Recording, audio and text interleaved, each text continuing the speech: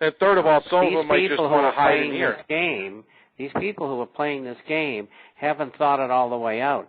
So every nation that sends troops in is liable to have a revolution of their own because the government has lost a portion of their military. Right. Dumber than dumb. So, well, let me ask you then, regarding the swine flu, do you think that they're going to pull some people and re-educate them that swine flu vaccines are good and everything else, or do you think they're going to save the camps for when the civil unrest really happens? Well, I think there'll be some of it, but not much, because they want to save it for later, and they don't have the personnel ready. They just started recruiting. It takes 6 months to train them, and they're not going to be ready until at least next June with the original group. And then they've got to add to it because they're not going to have enough people. So I think it's a year to a year and a half away, maybe 2 years, maybe even longer, before they'll have a corps big enough to handle that. And, you know, they're not dumb. And these people who want to bring about world government and the subjection of the American people and the people of the world, for that matter. And so they're getting ready. And the events that are going on right now are just preliminaries. You know, I was the first one to come out in mid-May and say that I think there could be a currency crisis by the end of October, at least by the end of the year. And that currency crisis would consist of the dollar falling down to its former low level of a couple of years ago. And foreigners, businessmen particularly, would be reticent to accept dollars and demand euros or something else in trade, or tourists wouldn't be able to go much of anywhere because nobody would want dollars, and that's happened before. And so that would put great pressure on the dollar. At the same time, you've got the government demanding everybody get a swine flu shot for an epidemic that doesn't exist. Right. And which is just a giant money-making scam and a control mechanism for the future. And at the same time, I said that they may try to institute a beta test for public reaction to the possibility of banks being closed for 4 or 5 days to see what the reactions are, because down the line, when you're having these financial problems like the dollar dropping another 50%, conferences decide how much the revaluation of other countries' currencies are going to be against the dollar. The problem of default between nations, and then on top of it, maybe they'll have a real swine flu epidemic. They're capable of doing it. They did it in 1918, so they can do it now.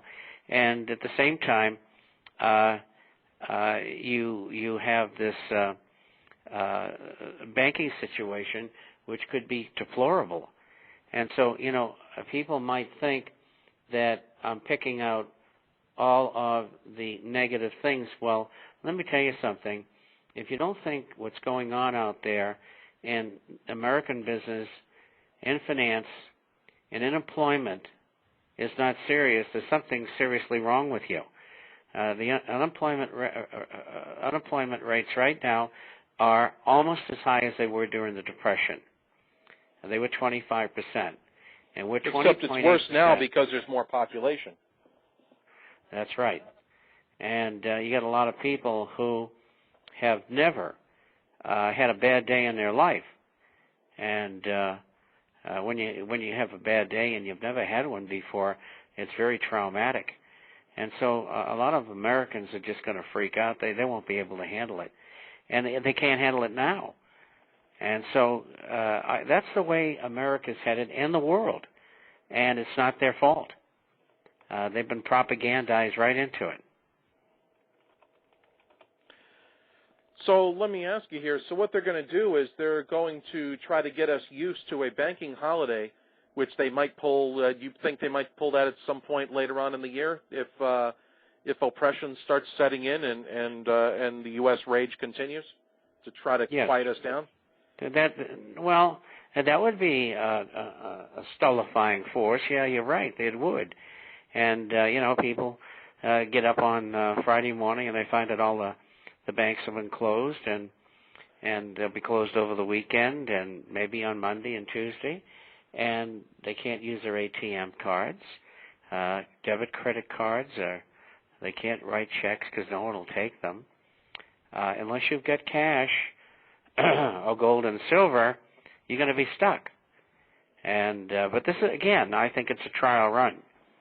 I mean, I've over the last 20 years, and particularly over the last 10 years, 98% of my forecasts have been correct.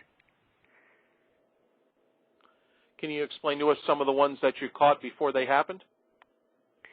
I called 9/11 the November before, and was within 33 days of it happening. I didn't know it was going to be 9/11, but I did know they were going to do something. And the reason I did it is because when you have an economy that's in dreadful shape, as it was in 2001 and 2002, before they created the real estate bubble, then what you do historically, if you're a nation or a dictatorship, you have a war.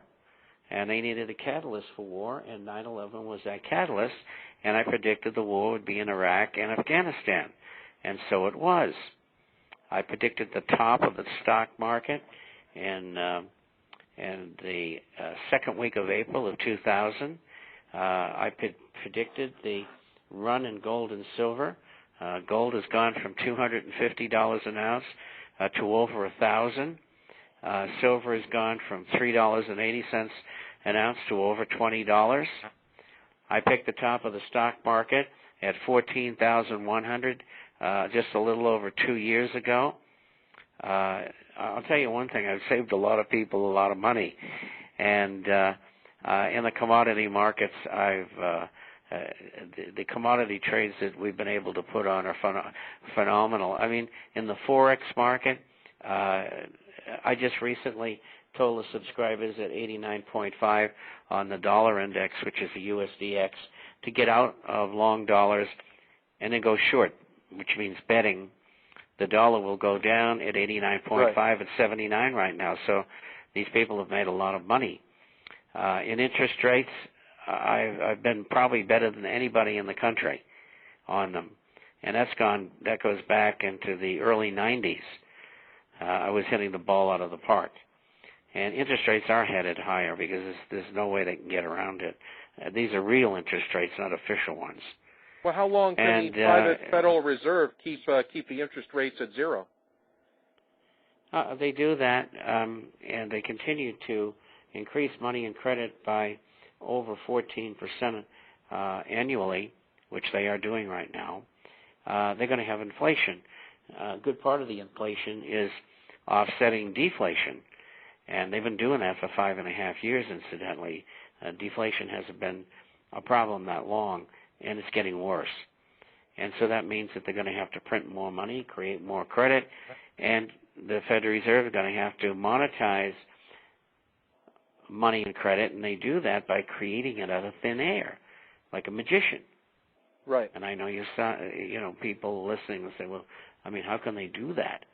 Well, they do that because their charter says that they can do that. And they're the ones who are responsible for the terrible mess that the world is in. And they're the catalyst, they're the nexus of the real problem.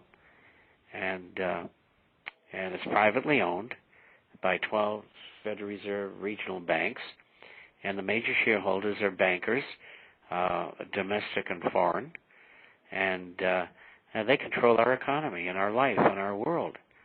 And most people don't realize it, and it's not part of the federal government. But let me ask you here, how did they, and I've watched the Money Masters and things like that, but how was it that that Prescott Bush and the Morgan, the Chases, or the J.P. Morgan and all them were able to get the Federal Reserve through and bypass the Treasury back in 1913?